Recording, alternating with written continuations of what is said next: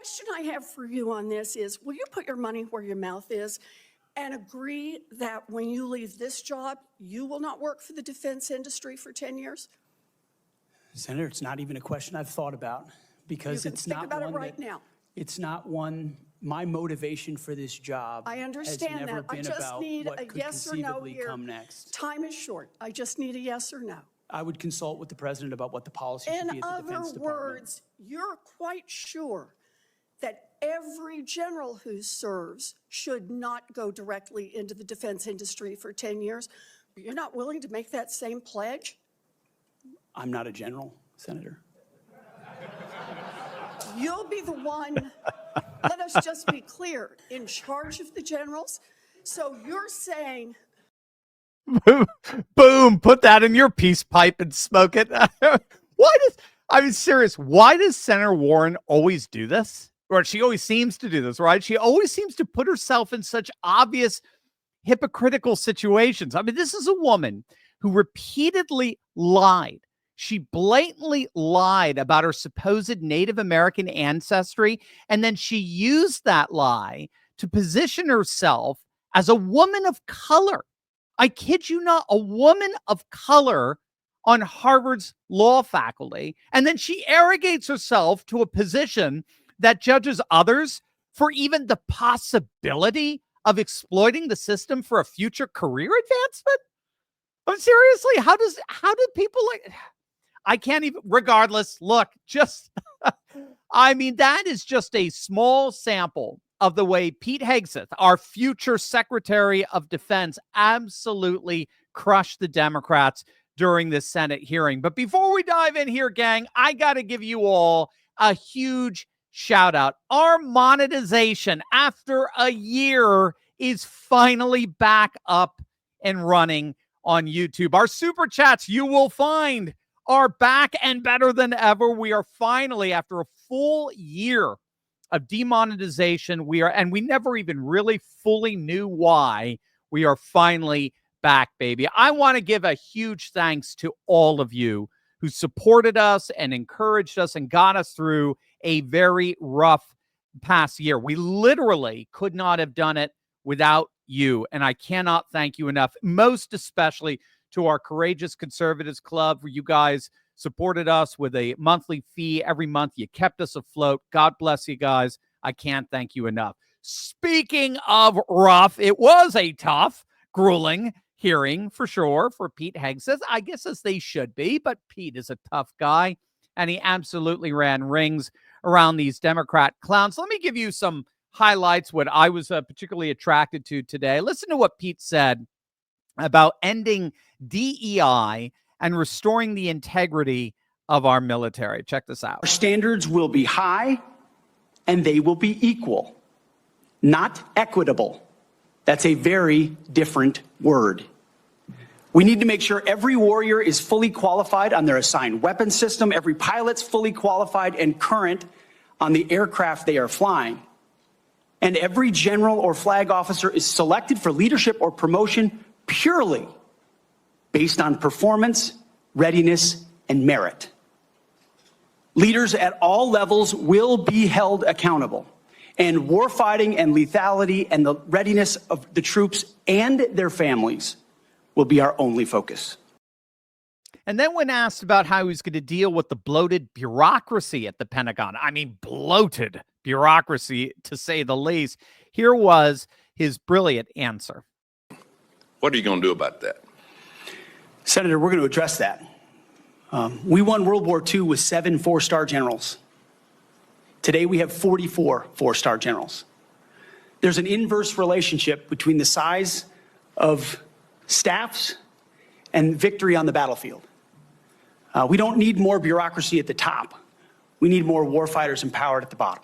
So it's going to be my job, working with those that we hire and those inside the administration, to identify those places where fat can be cut so it can go toward lethality. Doge comes to the Department of Defense. I absolutely love it. Doge comes for the DOD. Let's move on to some of my favorite moments with the Democrats. Here's Pete smacking down the ultra-leftist Angus King from the state of Maine. more restrictive, they took advantage of them, and it put our men and women in a more dangerous and difficult place. And you believe For that future wars we fight, we need to have someone atop the Pentagon, sir, who understands how those ripple effects Well, I just want impact to the men and women in understand your uniform. position. Your position is torture's okay. Is that correct?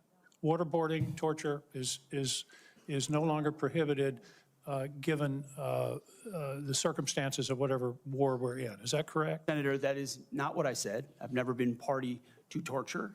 We are a country that fights by the rule of law, and our men and women always do. And yet we have too many people here in air-conditioned offices that like to point fingers at the guys in dark and dangerous places, the gals in helicopters in enemy territory who are doing things that people in Washington, D.C. would never dare to do, or send, in many cases. In one of your interviews, you said they're willing to do this. You're talking about Donald Trump and Senator. Yeah, here. I mean, air-conditioned offices, I love it. That's part of the debureaucratization of the Pentagon. Then you had Senator Peters of Michigan, who tried to trap Pete into a gotcha question, only to have it absolutely blow up in his face. Check this out. I don't know of any corporate board of directors that would hire a CEO for a major company if they came and said, you know, I supervised 100 people before. They'd ask you, well, what kind of experiences you had? We need innovation. Can you give me an experience or your actual experience of driving innovation in an organization? Give me an example of where you have done that. Oh my goodness, Senator, absolutely. At Concerned Veterans for America, we created the Fixing Veterans Healthcare Task Force, a bipartisan task force that never been done before, to create policy, to drive policy change on Capitol Hill that organizations fought ferociously against. We got the VA Accountability Act passed and the Mission Act passed in a way that a nonprofit of our size, veterans organization, has never done. And that's testified in all the letters that we put forward to the committee, which are on the record. I have limited time. Thank you for that. And remember, these are the senators that confirmed Biden's nominees, the single most unqualified and competent people on the planet. Well, then you had what many consider to be, frankly, the dumbest senator, Senator Hirono of Hawaii, which is too bad because my wife is Japanese, and I think Hirono is part Japanese, so my wife would be like, you can't say that. But regardless, she tried to grill Pete on a bunch of false anonymous rumors, and, well, here's how it turned out. I've read multiple reports of your regularly being drunk at work, including by people who worked with you at Fox News.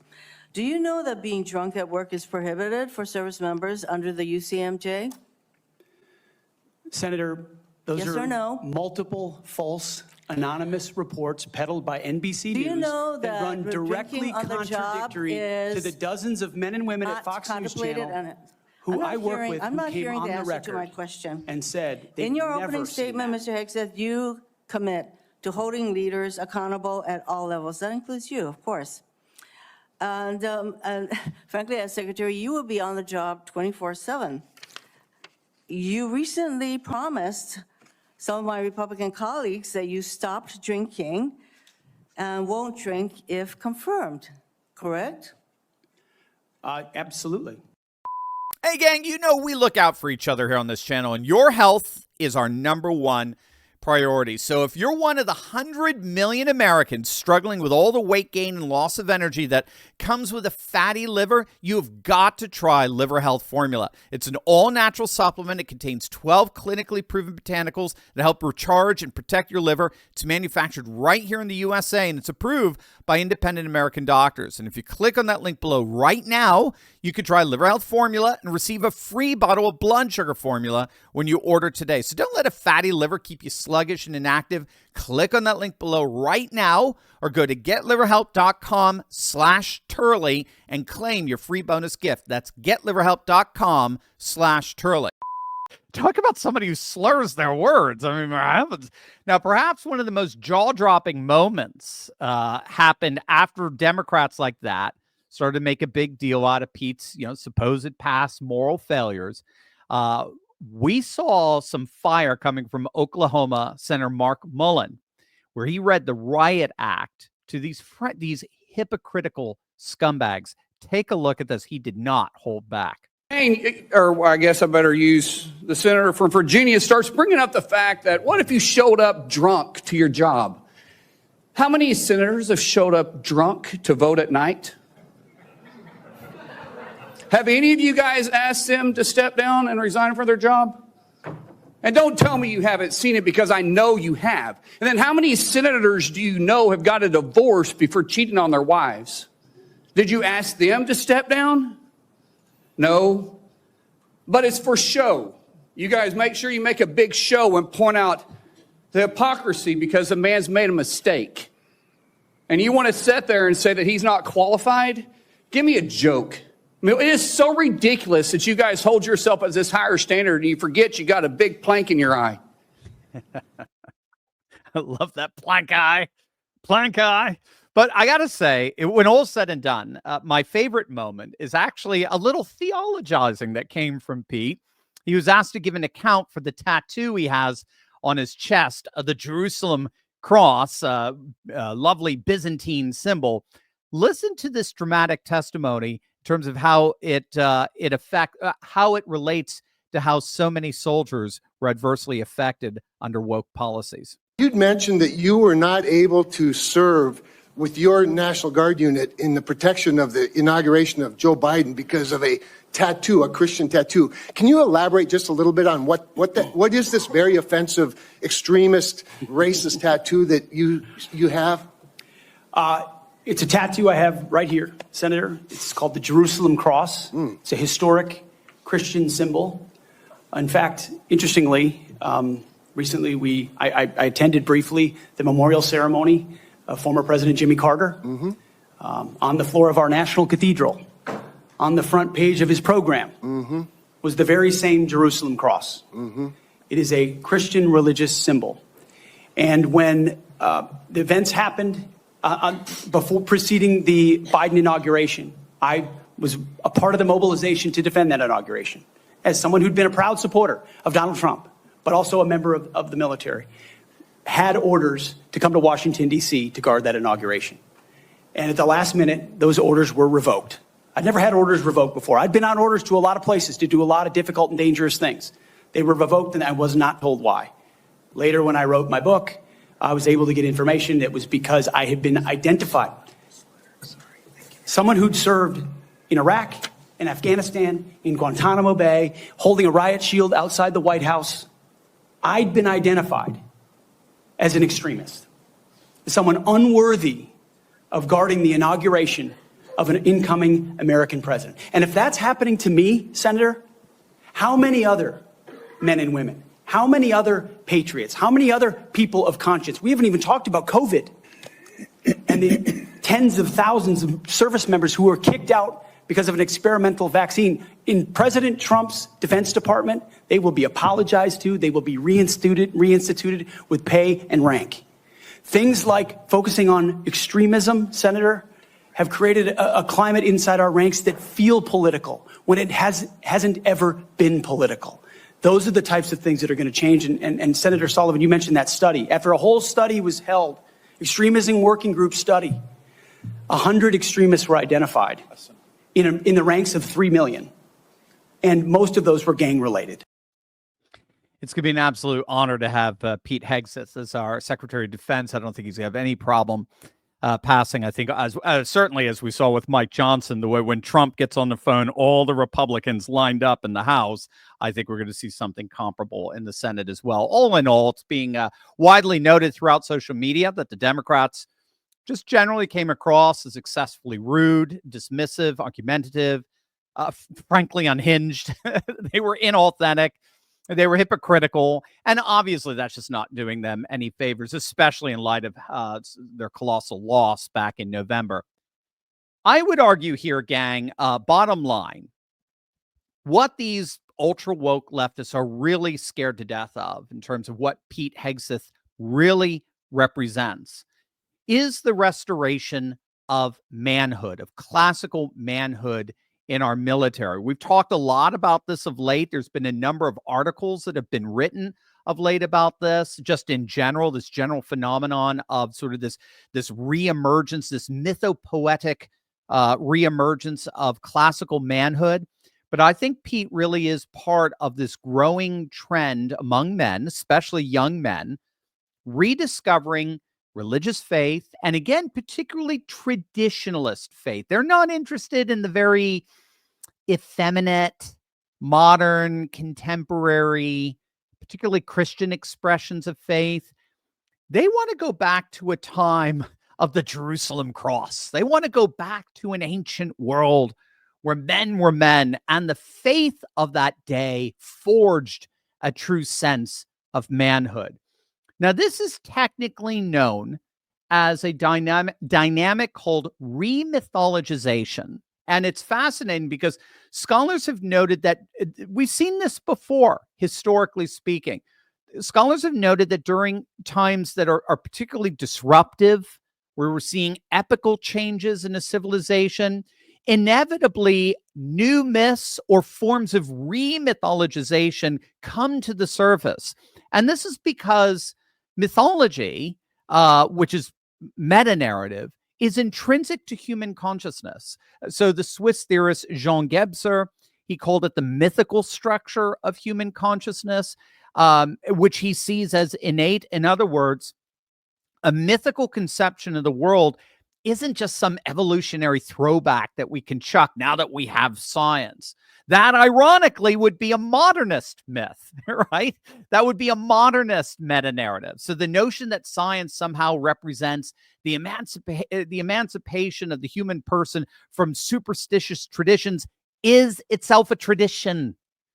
It is itself a superstition. It's a myth. When all is said and done, mythos, which the ancient Greeks called it, mythos, it constitutes stories, meta-narratives that reveal reality at its deepest, most meaningful level. And as Jordan Peterson has pointed out time and time again, the human mind, frankly, can't make sense of a radically complex world without some kind of mythological structure that creates a value hierarchy so that we can assemble and make sense of the world, very much like a puzzle. Mythology becomes the patterns upon which all the particulars of life are able to be arranged in a value structure so as to make life intelligible and sensible. So scholars such as Jean Gebser and Peterson, they all argue that mythological structure of consciousness is still very much there in the modern mind at a foundational level, and that during periods of extraordinary change and civilizational disruption, inevitably a new wave of mythologization comes to the surface. And that's what a number of scholars are arguing is happening today, not just here in the United States, but in Europe as well. Or actually, indeed, all throughout the world. We're seeing a Neo-Confucian China, or the rise of a Hindu nationalism in India, or Neo-Ottoman Turkey and the like, Neo-Orthodox Russia. We're seeing it literally everywhere, too. It's not just happening in religious, in the revitalization of religious traditions. We're seeing remythologization in video games. We're seeing it in Netflix series. We're seeing it in movies. We're seeing it in UFC fights. You know, that's basically our equivalent of a Roman Colosseum. The notion of classical manhood, of this remythologized hero, of kingship, of slaying dragons, really is organically all coming back in this very disruptive period as we move from a globalist age to a more civilizationalist age. And it's captivating the minds and the imaginations of young men. And that, I would argue, in the end, is precisely what Pete Hegseth represents, especially when you contrast him with Lloyd Austin of this outgoing administration. You know, it's not coincidental that Pete has been deeply immersed and involved in the recovery of classical education, particularly the rediscovery of the great books, you know, Homer and Hesiod. He wrote a whole book about this. Many people don't know that. Pete Hegseth wrote a whole book about the importance of recovering Homer, Hesiod, Plato. By the way, Plato was called Broad Shoulders. That was his nickname because he was so buffed. Aristotle, Augustine, Dante, J.R.R. Tolkien. Pete, like Trump, is all about restoring civilization, a restoration which is ultimately, I would argue, the single greatest enemy to woke progressivism. So I think Pete did a great job valiantly defending the restoration of that civilization at his Senate hearing today. and I cannot wait to call him our Secretary of Defense. Many people have